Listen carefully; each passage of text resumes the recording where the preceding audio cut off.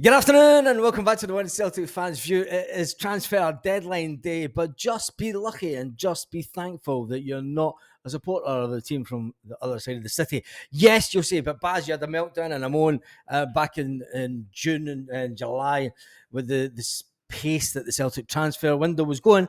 But with just hours to go in the transfer window, at least we're not these guys. We're coming here with an exclusive, folks. Breaking news, unbelievable. You'll never believe it. Our club is a shambles. Oh, absolutely brilliant. Rangers have done absolutely hee-haw. And everybody's raging. Panic's starting to set in, and not only the YouTube comments, but Twitter as well. Panic's starting to set in with me, no doubt with you. The fact that, transfer window shut tomorrow night, so you're talking, 30 hours or something like that away from closing. And the last time we heard from Clement about transfers in general was him saying he wanted more in the door than out the door. Which might be a possibility if we sign one player, because we don't look to be getting rid of MD. I know exactly. You dive into the kind of rumours of outgoings. There's Cantwell, who seems to be a bit of an interest, or talks with Blackburn. Yep. And he's been sold for 400,000. Mikey Johnson's been sold for more than half their team that's been released. The banter years continue, Celtic fans. But again, we've been here before with players that are in the, either outcasts for the team or in the fringe of the team, aka Scott Wright, where it all looks... Wait a minute. Wasn't Todd Canwell a £40 million player at one point? Wasn't he a £40 million player? Wasn't he valued at like $5 million just last season? Set for them to leave and free up a bit in the wage bill, and the next thing you know, they're starting the old funds. But see, the thing is, Cantwell's nailed.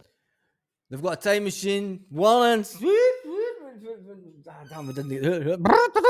Klaxon alert. Old Firm comment. That's it. The club died, mate.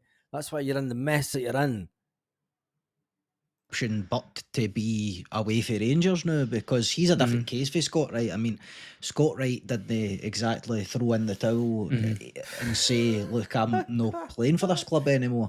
Cantwell did. He's no longer part of the squad. He's not kicked a ball. He's not been at training. He's just not been a Rangers player whilst we're still... TikTok Todd is walking away. This is the man this is the man that was going to come in and take over the pub league, the farmers league, that backwater of Scottish football. He was going to come in and dominate. Big Chris Sutton must be laughing with loudness that is unbelievable today. Paying his wages.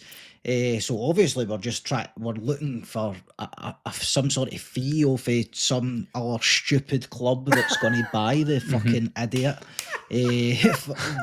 Apologies for the language in this video. Blackburn for a reported 500,000 to 600,000. I honestly... Look, I don't care what we get for him. The guy's not a Rangers player. Get him there's a rumours of a fee about 600k floating about, but as you say... Is that what I said there? Did I say that? Fucking hell. They're a bit boxing with each other. Typical Sevconian banter, and I want to see them fighting each other next. I can't mind. I think I did say that. You probably did. I'm like, did I mix up and say like £500 or something like that? To be fair, I'd take that for him. I'd take a fiver for him, let's be honest. I mean, I know it's tough saying that after us, have spent investing so much in them, not necessarily in terms of transfer fee, because we got him for nothing, but exactly, you got TikTok for nada. The fact that he's like a decent player, he's a talented player, let's be honest. There's no doubt in his talent, but at the same time, like, when you notice that TikTok Todd gets out before the big game this weekend. Yes, the big game that the Sevconians think they're going to win. What's the chances? Tell me in the comments if Sevconian win this weekend. And to the Sevco fans watching, you've got a player here that doesn't really want to play with the club, that will refuse to even play with the B team. I'd take a fiver for him. He's got talent, but he's not got the right mentality. He obviously just wasn't, Philippe Clement's cup of tea, to be honest. And it's just unfortunate that we find ourselves, because of the mismanagement of behind the scenes, that we can't afford to just sort of tell him to get to fuck, I know. which he deserves and which he obviously wants to do. But we need to try and claw some money back. Although we never spent money to get him here, we've been paying his wages for a season or two. Do you know what I mean? Skint Bob has got more money than the chef got, and there's a fact of the day. So we need to try and get that 500k, because clearly we're strapped for cash. Hey, that's it. You admitted it. The Huns have got the money and Celts are champions. The Huns have got the money. They've got Celtic's got 50 million coming into the bank from the Champions League this season. Get it right up, yes. Desperate, and we're in a situation that I really, going back to, mate, we were in the Europa League final no that long ago. Aye. And you're thinking, right, Rangers, we're back. We've got a bit about us now. We're flying. Europa League final. I mean, can you believe it? How far we've fallen once again? It's really just That's miserable. inexcusable. But the thing is, right, we look back a few months, and before that season finished, Clement came out and says, and no doubt, like, Clement was telling the truth that he absolutely wanted a rebuild as much as we did. And then obviously we've got a few signings in the door. Barron looks to be one of the standouts of the signings, which is fair enough, but it's not really a rebuild. And we've spoke about the word rebuild in the past. And How many rebuilds have you had for a new club? How many rebuilds have they had? I know they're rebuilding their stadium because it's falling to bits.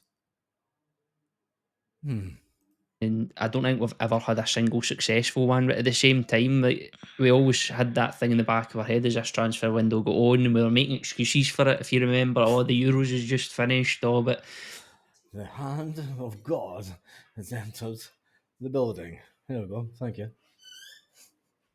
Oh, that looks good. That looks good. Yes, cup of tea would be fine.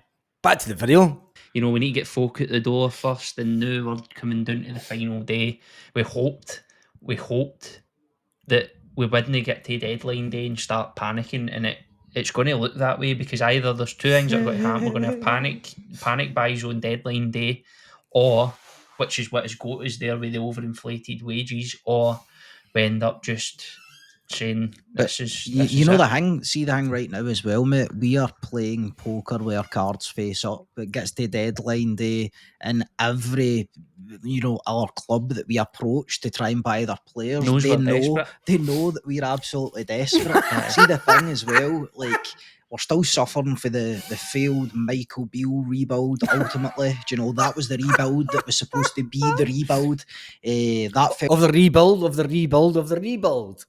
Flat on its face, and they honestly should have banned the word rebuild after that, because Clement's come in and there's been talk of the rebuild again, and now let's be honest, whatever happens for now to the 11 o'clock tomorrow night when the transfer window is shut, whatever happens, no matter how many players we sign, it's not going to be a rebuild, because you simply can't accomplish a rebuild.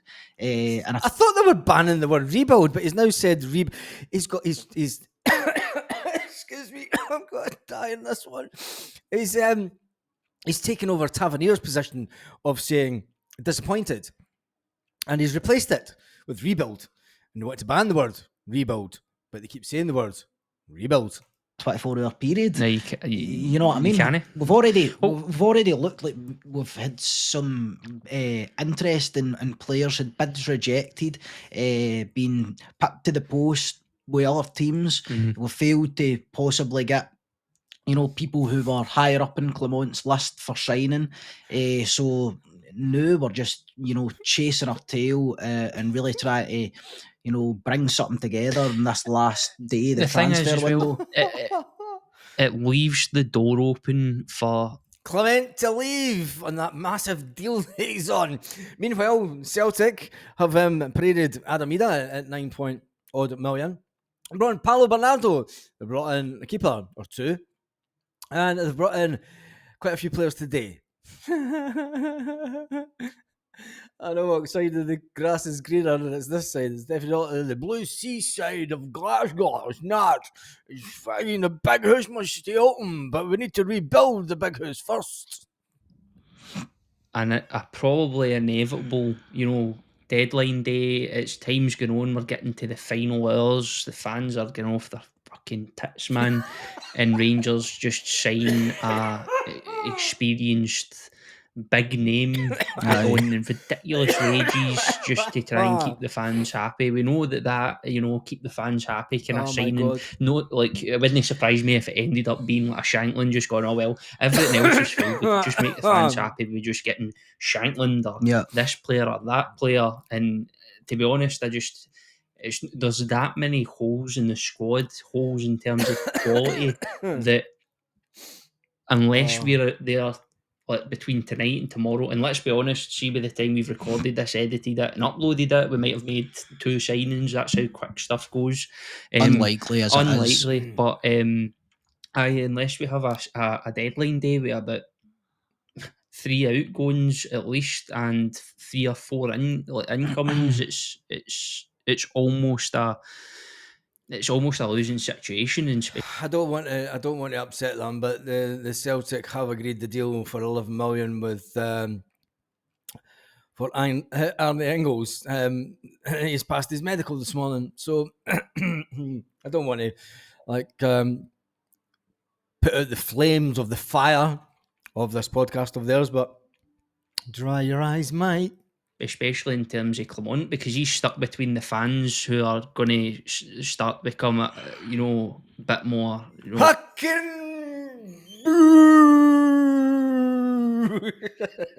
restless, and the board who seem very stubborn on how the wage structure is and the need to downsize in terms of wages, and we've been shot in the foot by previous mistakes at the end of the day. Apart from a miracle unfolding between now and tomorrow night, it's yet another failed transfer window. Yeah. Yeah, it's another failed transfer window for the Sevco. Yes, it is another failed transfer window as my cup of tea arrives. And at that point, it's probably about time to wrap up this video. Yes, it's a tale of two halves, and it's a warm-up to the Glasgow Derby this weekend. Yes, there is a massive game this weekend. Celtic entertain the Rangers in disguise, otherwise known as Sevco, otherwise known as Skin Bob, otherwise known as FC Rebuild and FC Statement. And if you have any other names for them, please put them in the comment section. And on that note, have a fantastic day, Celtic fans all around the world.